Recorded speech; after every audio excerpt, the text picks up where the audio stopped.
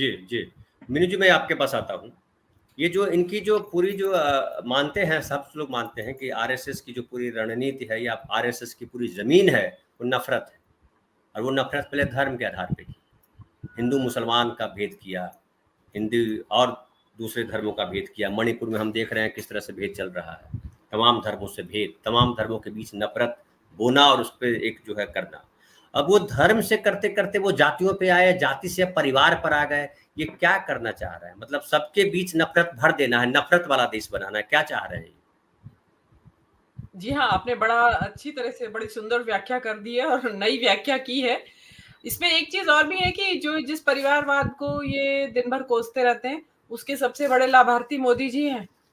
आपके जो आज इस टाइम 3 हॉट टॉपिक चल रहे हैं, बिहार, झारखंड और महाराष्ट्र की राजनीति, उनमें जो परिवारों की राजनीति है, उसका सबसे बड़ा फ़ायदा मोदी जी उठा रहे हैं। आप महाराष्ट्र में देख लीजिए, झारखंड में देख लीजिए और बिहार में देख लीजिए किस-किस तरीके से साम-दाम, दंड-भेद हर तरीका का अपना के और परिवारों को तोड़ा जा रहा है। अगेन वही आपकी उनको पता है कि देखिए अगर राजनीति जो परिवारों का आना हो रहा हुआ है देश की राजनीति में, वो एक भारतीय संस्कृति का एक हिस्सा है।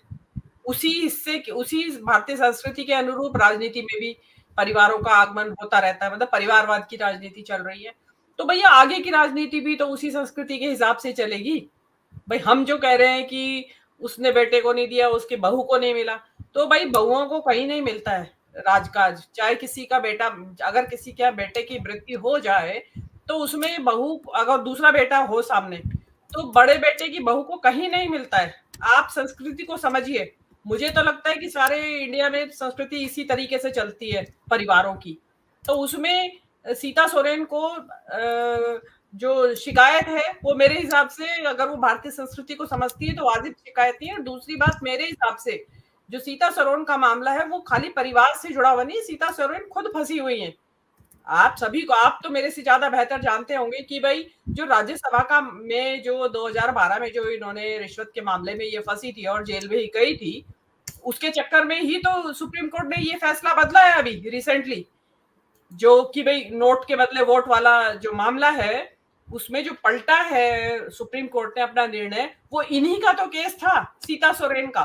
तो उस केस के पलटते ही कि नहीं नोट के बदले में वोट का के ऊपर केस चलना चाहिए, तो ये सबसे पहले उसकी शिकार हो बनेंगी, क्योंकि इन्हीं के मामले में बदला गया है।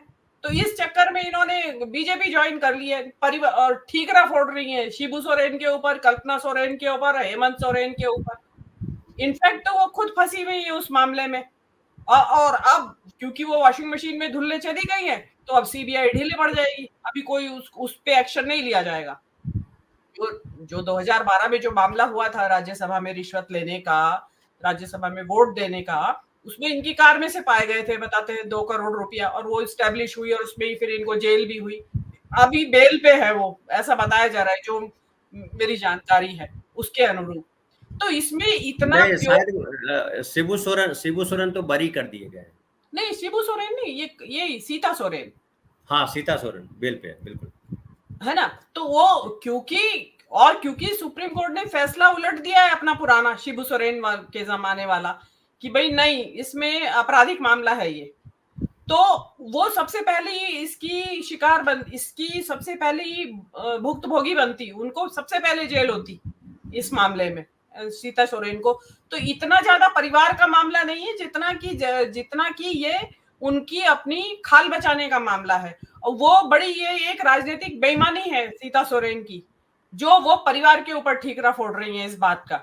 भाई इतने सालों से भी तो घर के अंदर ही थी, परिवार के अंदर ही थी, और अभी हेमंत सोरेन के जेल जाने से इन अ वे परिवार क्राइसिस पे है, और आप अपने यहाँ घर में लड़ाइयां मचा रखी है दौरानी जेठानी की।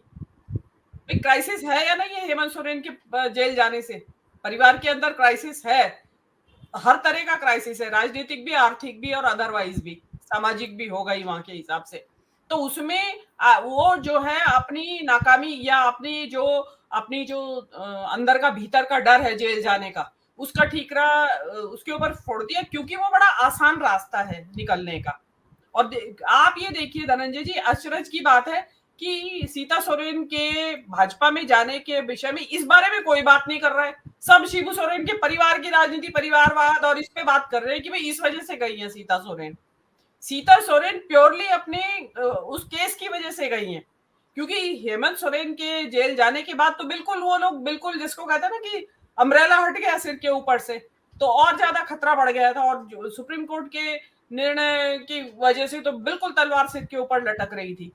तो यहाँ तो परिवार का मामला नहीं था, और ये सीता सोरेन की मैं तो राजनीतिक बेईमानी मानूंगी, और जिनके साथ गई है वो उससे ज्यादा बड़े बेईमान है। उनको पता है कि इससे दो, एक तीर से दो निशाने सध जाते हैं, कि परिवार भी टूट जाता है और हम जो झारखंड की राजनीति है उसमें और घुसपैठ करने की हमें मौका मिलता है। जो जेएमएम पार्टी है उसकी राजनीति को तोड़ने में मजा हमें आराम रहेगा। तो ये चीजें हैं जिसका कि मोदी जी फायदा उठा रहे हैं, और उनको उठाना भी चाहिए, क्योंकि देखिए ये तो राजनीति का खेल है। इसमें आप ये नहीं कह सकते कि मोदी ने परिवारों को तोड़ दिया, क्योंकि वो तो तोड़ने में ही विश्वास रखते हैं। मोदी जी तो जोड़ने में विश्वास रखते नहीं। वो चाहे परिवार हो, चाहे कोई देश हो, धर्म हो, जो धार्मिक समुदाय हो, सबको तोड़ने में विश्वास रखते हैं, और तोड़ के रख दिया है उन्होंने। तो और भी जो उनकी नजर में होंगे दो चार परिवार कहीं और, तो उनको भी वो डेफिनेटली अपना निशाना बनाएंगे।